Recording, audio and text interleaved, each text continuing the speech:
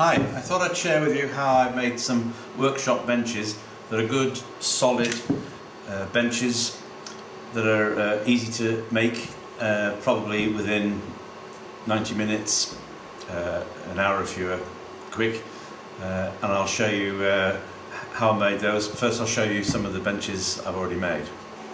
So here's one of the benches I've made.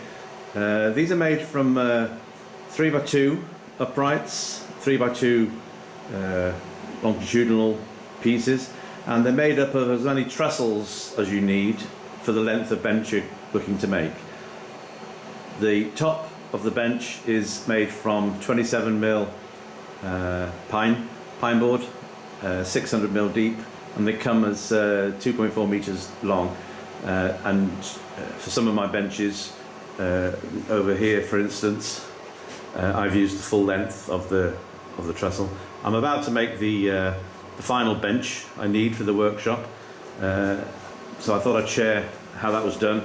I was looking for somewhere on the YouTube to find a cheap way or quick way, an easy way of making good solid benches. Couldn't find anything, so I've just designed my own. This central bench is a really useful area in the workshop. What I've also added as part of the design is a slatted shelf on all the benches. Some benches have a solid shelf for stuff that needs it, but most of it's slatted. It's a great place for the toolboxes, anything you use all the time near that bench. It's a great place to store that. So I'll show you how I went about that. The first essential bit of kit you need for making a decent workbench is a good quality chop saw. This is a Makita DXT something or other, 1216S I think it is, or L, 1216L. A good quality chop saw with an end stop means that you can cut pieces consistently exactly the same length. If the length of all your legs is slightly different, you're going to have a wobbly bench. This helps you make all your legs A at the same time and B consistent lengths. So I've already chopped all my legs ready. I've assembled most of the workbenches, finished making them, and we're going to make the next one now. So we make as many trestles as we need for the length of the workbench. Some of my benches are 3 trestles wide, and some are 4.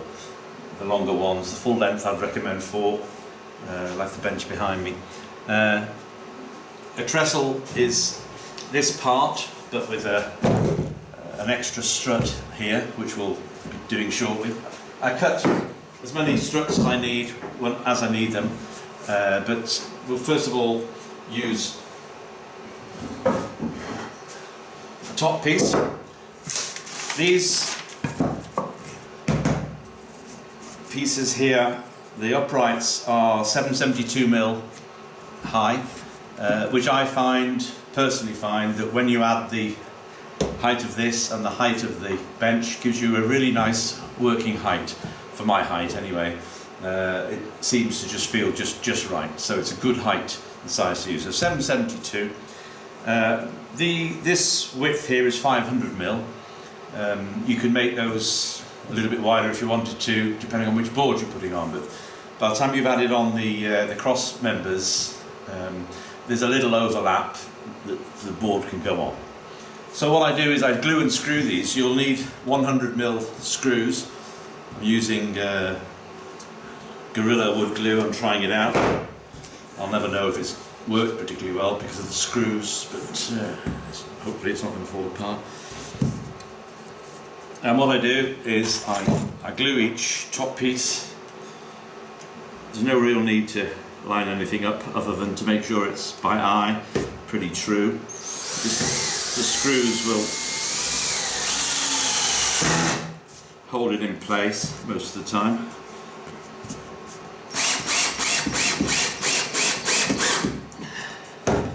That one's close enough. Put one in one side first, and then we'll put the other screws in afterwards.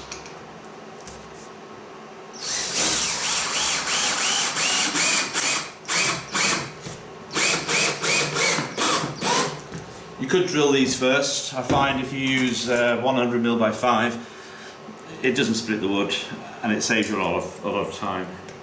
So we'll put the second screw in here.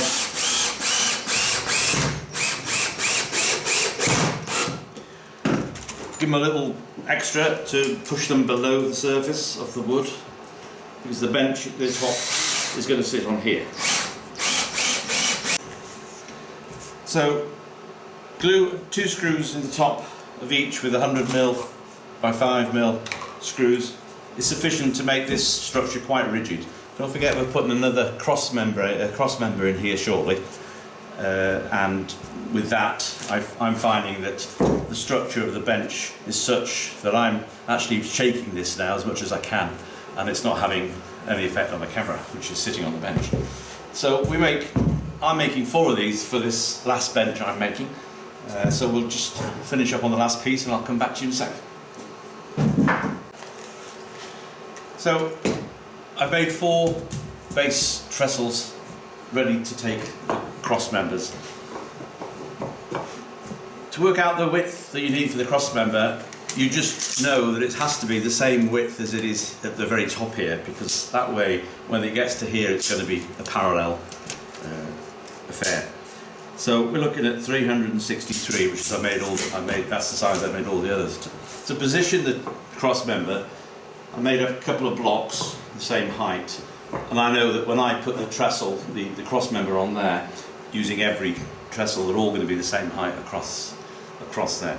So I'm going to now cut 4 pieces on the chop saw, 360mm long. The most accurate way I've found to cut to length 4 items exactly the same length when you haven't got the use of a stop at the end of the table is to, because of the length that you're cutting, is to make sure that a piece that you've cut, the first piece that you've cut, which you know you've measured, is lined up perfectly flush with the end here of the piece you're about to cut, and then position this until you get the saw blade perfectly flush, more than that, perfectly flush with the first piece, and just chop through. You're guaranteed that the piece you're cutting is going to be the right size. I'll do that now. So we've cut 4 pieces, cross members, and if you check the height, they're all identical, which is the key to making a decent workbench, I think. It's getting all the wood cut exactly the right size, or exactly the same size for each piece. Especially important for the legs, I think. So what I do is I put some paper, save my workbench, underneath where I'm going to glue and screw. Put the pieces down, put the piece across, feel for where it goes before gluing. This is the height, just roughly for now. Glue and screw.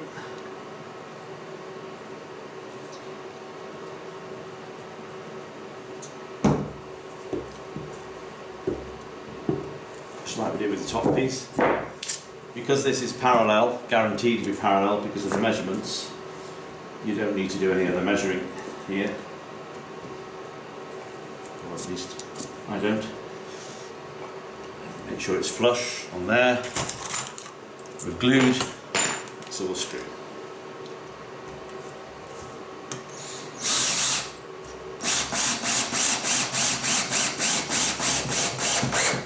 I find shunting the drill helps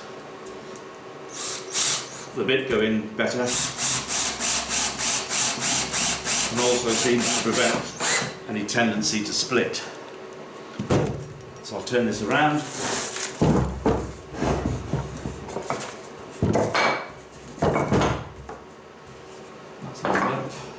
Lined up still, and we'll screw these pieces.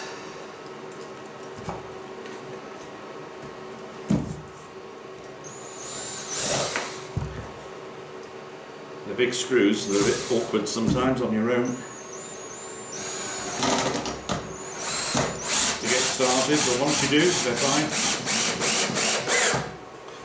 Nice and flush, nice and solid.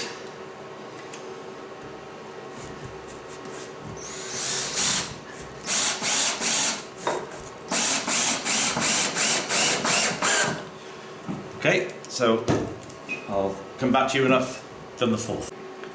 So here's our 4 trestles that we've just made up. Put them on end in a bit of space, and what we're going to do is put cross members on, joining all 4, 2 of them per side.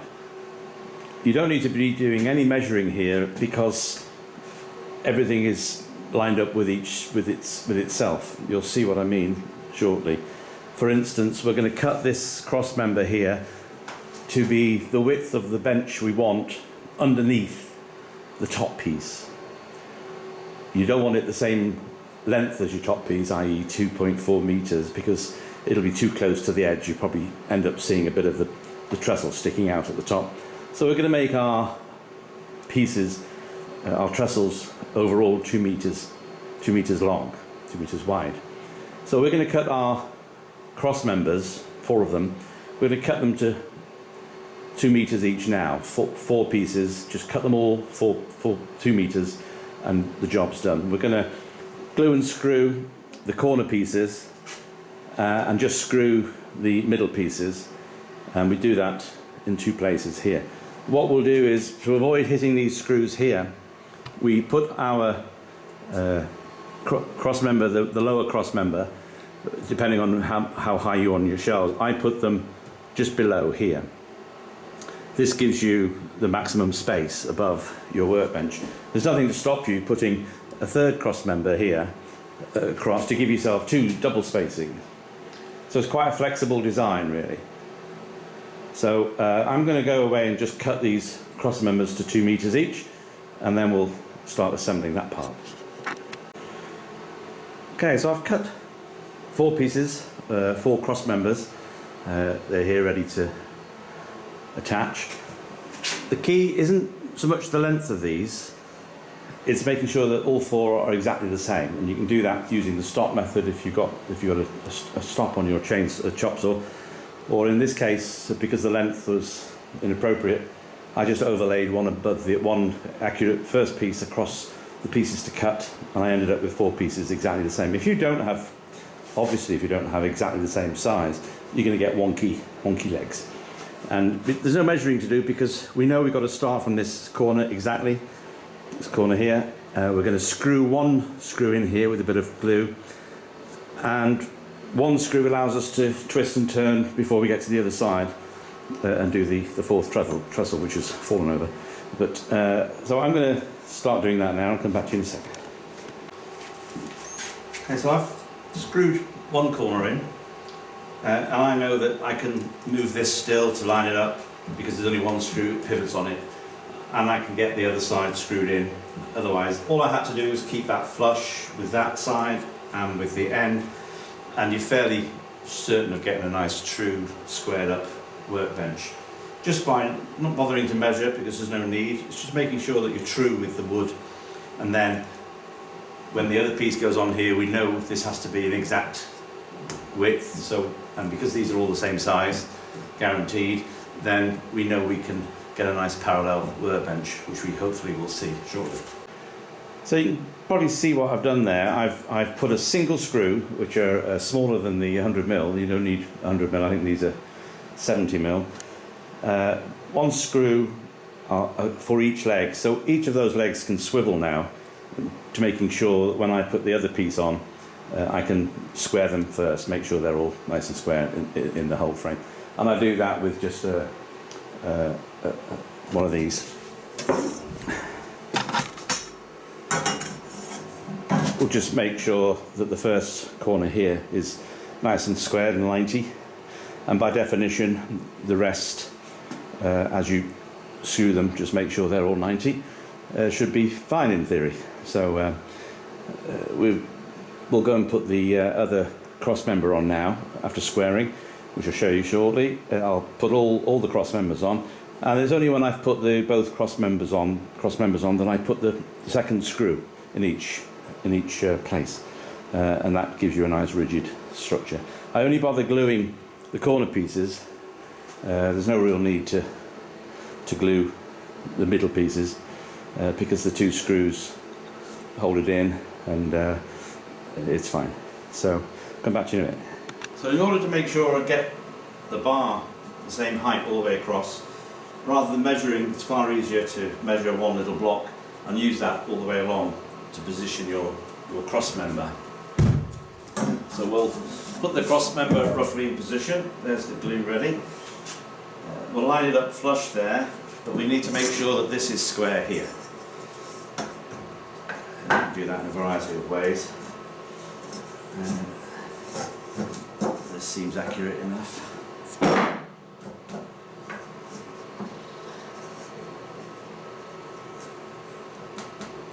And that's pretty true. As I work back, we put some glue on, keep it flush just here.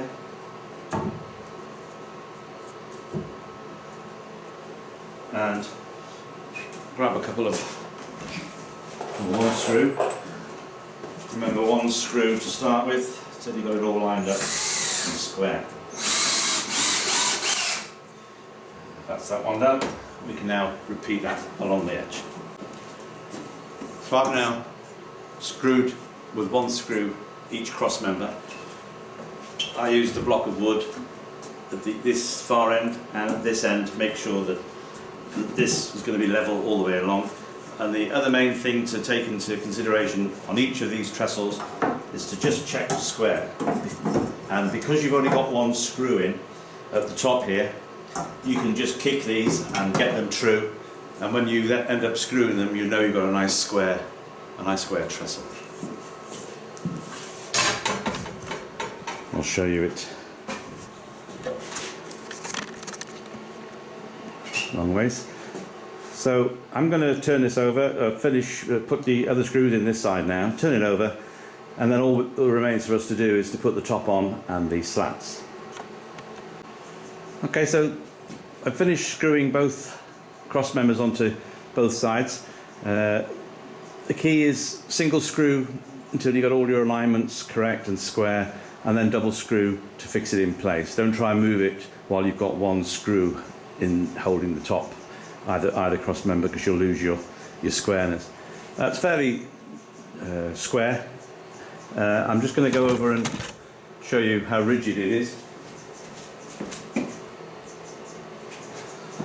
It doesn't budge. So I'm going to take my top off, unscrew the top rather. I'm going to unwrap the top that goes on, screw it onto just a couple of tack screws onto the top, doesn't need much, and then I'm going to pop in the little cross members at the little slats at the bottom. So we've got the top on now. We're going to throw the slats in. Just cut a batch of these, however many you think you'll need. All I do is it doesn't matter about the length. It's not that critical as long as it's longer than the width. Screw the first one, put a spacer in, put the next one there, screw that, back and front I tend to do, probably crack that there now. Remove the spacer, put the next until you're finished, and that's all there is to it. So I hope you've enjoyed watching me make a workbench. You can make one very easily yourself. If you need any information about anything I've missed, just let me know. But the key is accurate lengths where you need them, and squareness. If you do that with good quality and good size of timber, 3x2s for the uprights and stanchions, and a good quality top, 27mm I'm using, which is just over an inch, for the top, and that's just a pine board from your local hardware store or timber merchant. So subscribe if you like.